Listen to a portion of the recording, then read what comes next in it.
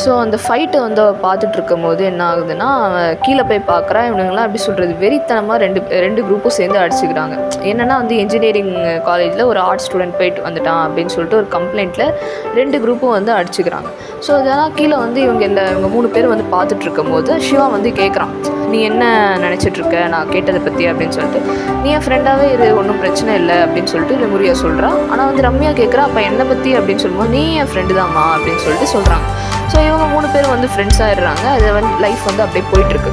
So இப்படி போயிட்டுருக்கும் போது என்ன ஆகுதுன்னா, திடீர்னு ஒரு நாள் வந்து காலேஜை விட்டு நான் வீட்டுக்கு வந்து பஸ்ஸில் போயிட்டுருக்கான்.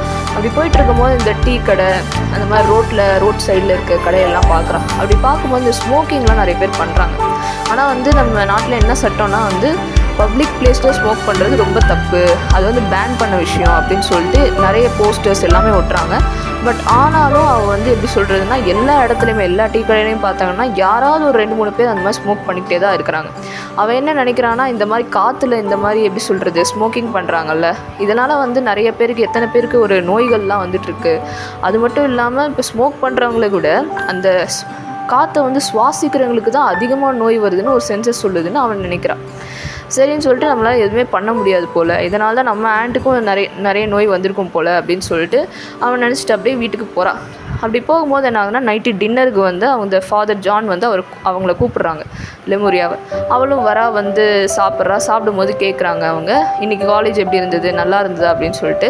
ஆனால் வந்து லெமுரியா சொல்கிறா, எனக்கு ஒரு ஃப்ரெண்டு கிடச்சிருக்காங்க, 2 ஃப்ரெண்ட்ஸ் கிடச்சிருக்காங்க அப்படின்னு சொல்லிட்டு சொல்கிறான்.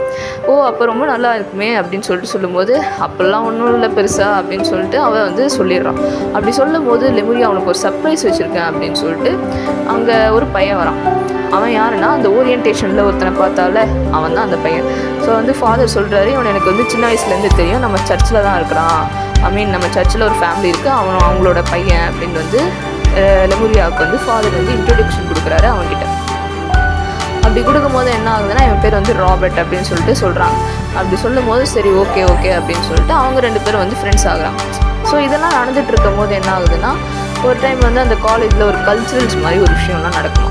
ஸோ அப்படி நடக்கும்போது என்ன ஆகுதுன்னா வந்து சிவாவும் ரம்யாவும் வந்து இந்த டான்ஸில் வந்து பார்ட்டிசிபேட் பண்ணலான்னு சொன்னாங்க.